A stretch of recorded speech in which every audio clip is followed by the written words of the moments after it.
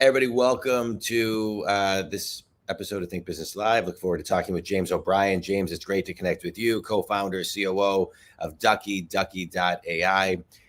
Spent over a decade building and raising capital for early stage startups across a variety of industries.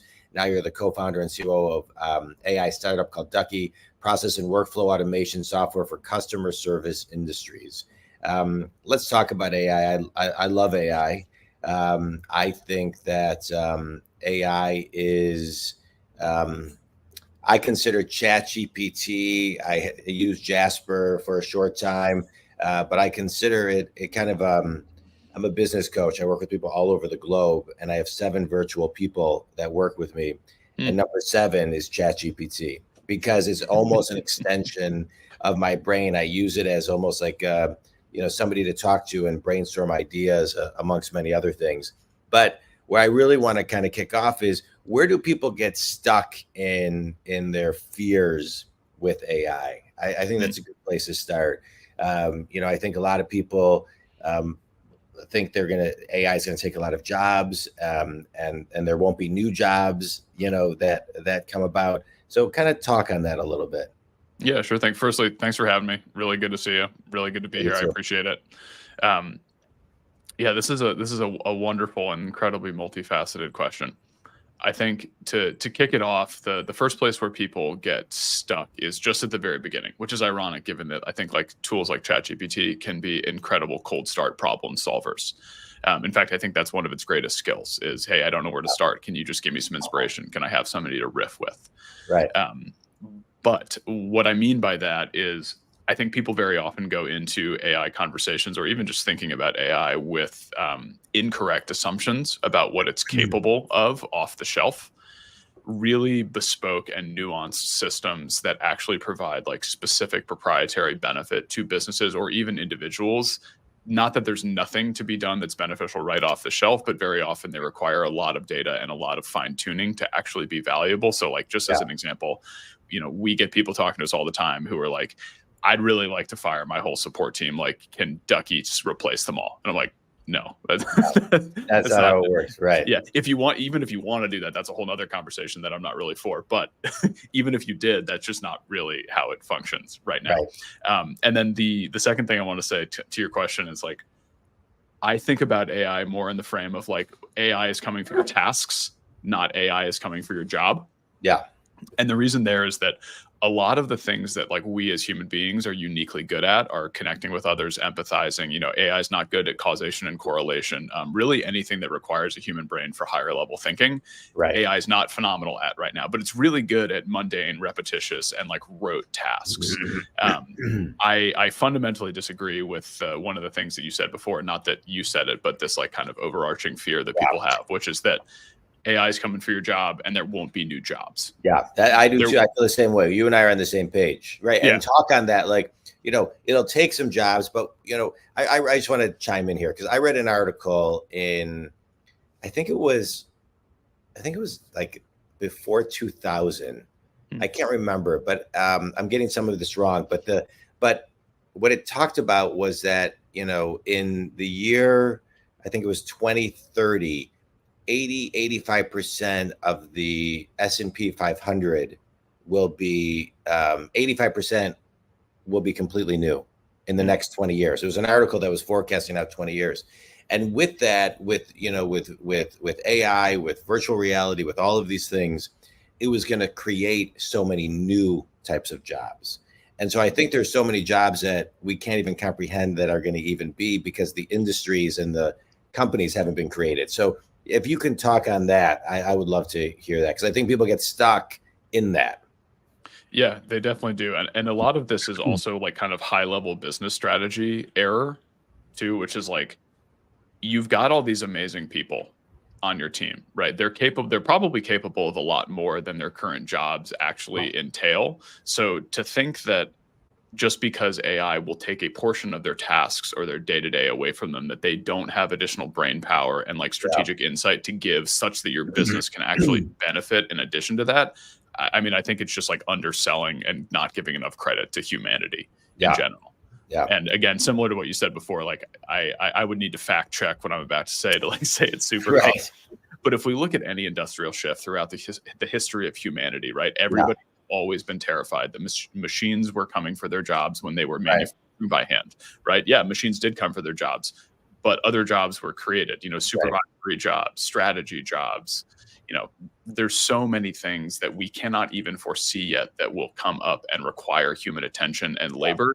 Just because it's going to take away something that you do right now does not mean that you will be obsolete. Yeah. And you know, that's interesting too, because I think people have to now start taking more stock and learning soft skills, negotiating skills, you know, persuasion skills, taking their communication to the next level to be more effective communicators. I mean, we really gotta. I think that's a really important piece. I have another company called Launch 3, which does that. It's like micro courses teaching people all of these types of things, because I believe that there's well, I believe in my business partner, and I believe that there's a gap in people, you know, having a space where they can quickly learn that all in one kind of portal. But let's keep on going and talking about AI. And so when you're talking to people, right, and you know, someone were to go to your website, Ducky.ai, AI that helps support teams perform their best. So let's talk about that. So what's one lesson that people have to learn the hard way before they understand that they need your services? Right? Before they understand that AI can actually help. Yeah, that's an excellent question.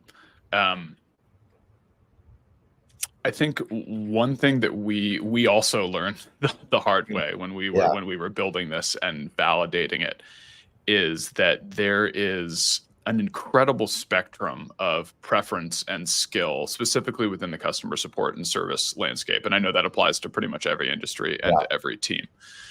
The reason that I say this right now is that there are different things that our software does. And I'll just give a very quick high level. It's like, one is it connects to valuable information within your business that's on Slack, Notion, Airtable, Asana, right? Really any data source.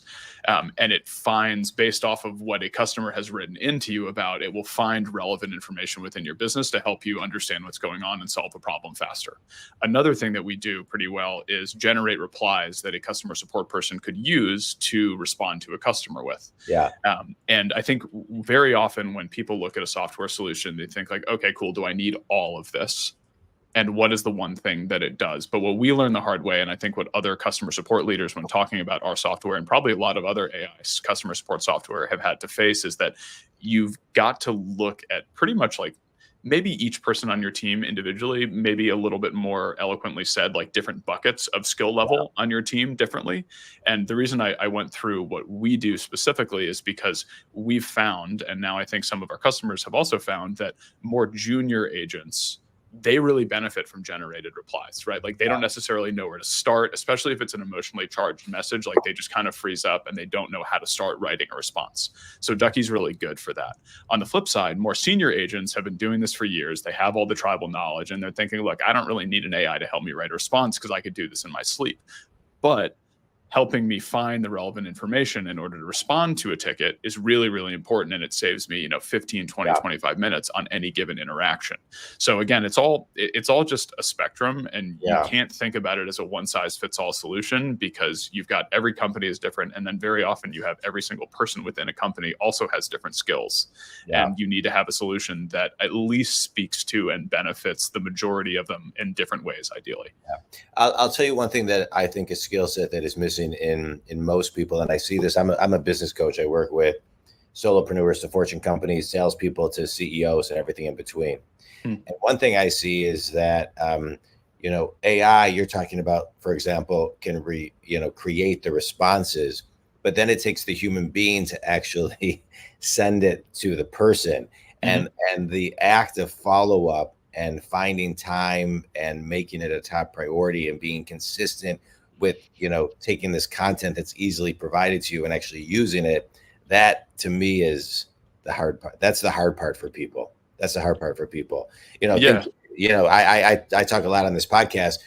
It's the key there's so many keys to business, but follow up is number one. And so how do you kind of guide the people who are using your software to actually not only get it but actually execute?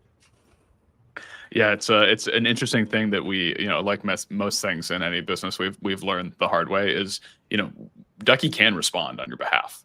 Yeah. But and when we talk about, the jobs that AI can do right now versus the jobs that it will do in the future, and more importantly, the jobs that will still be left or the new jobs that will be created for humans, we think about it in terms of something we lovingly refer to as a customer support architect, which is that you're actually going to need somebody who's overseeing the AI system.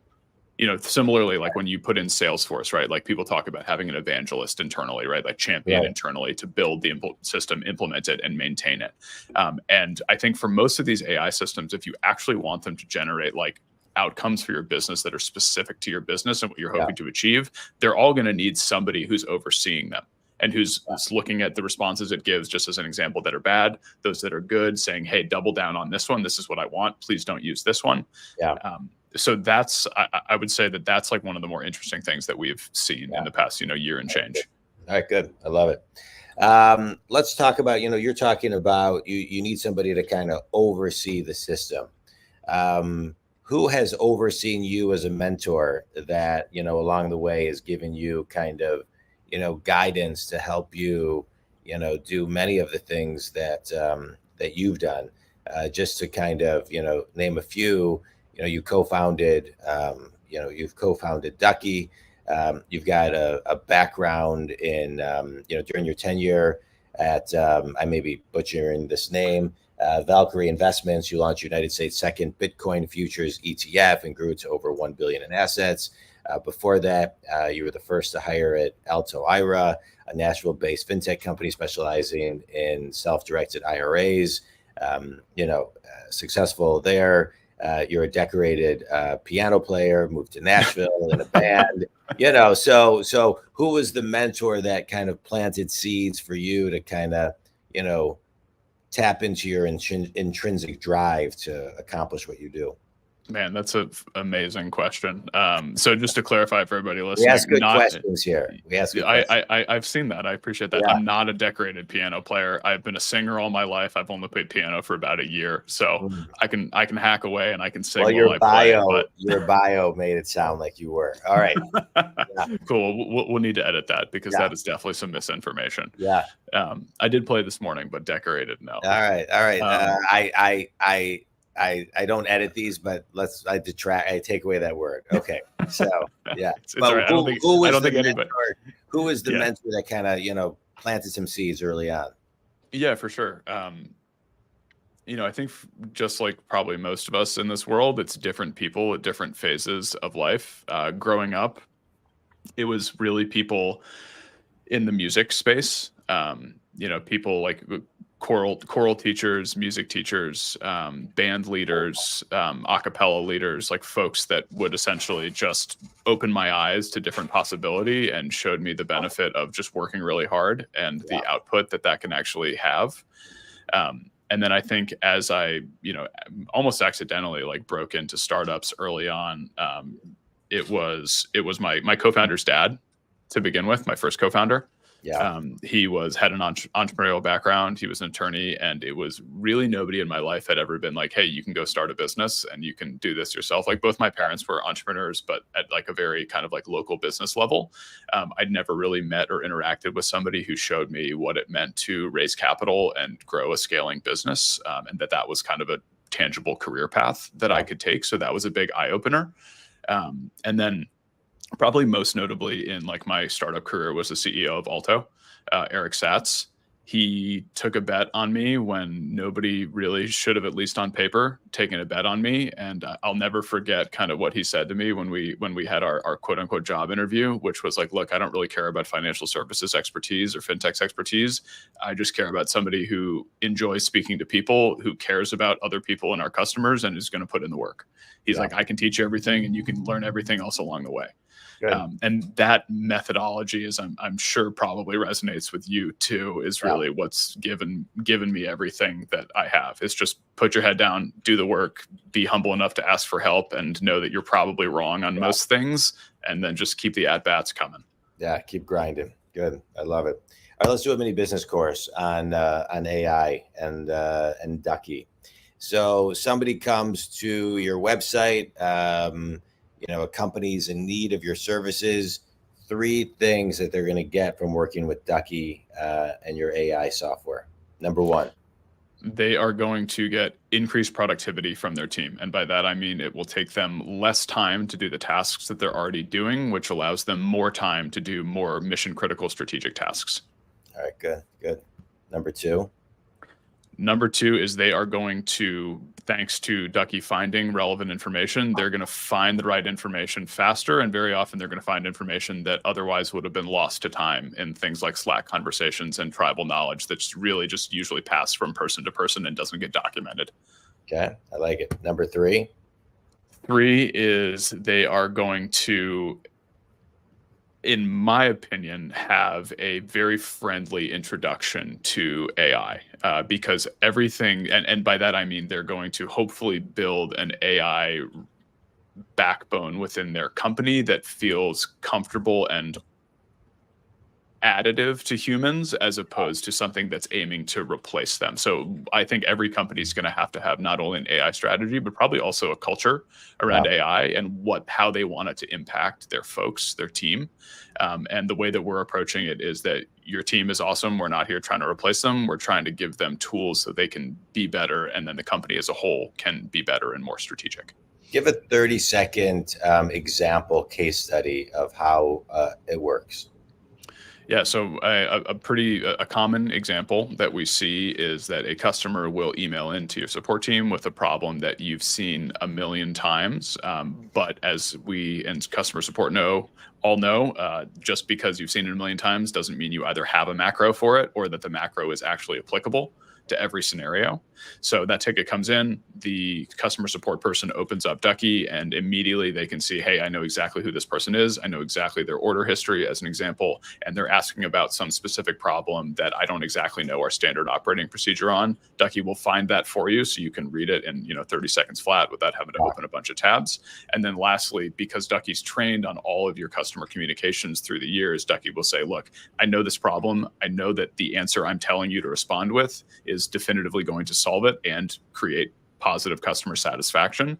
And then you can say, review it. Yep, it looks good. Send it. And then go about your day to what will ideally be more time to focus on like complex problems. Yeah, it's cool. That's right. We need more time to focus on the mission critical leading complex problems that we have. I love it. All right, good. Thanks for that, James. All right, let's do a quick speed round. Book that's had a big impact on you. Oh man, what a question.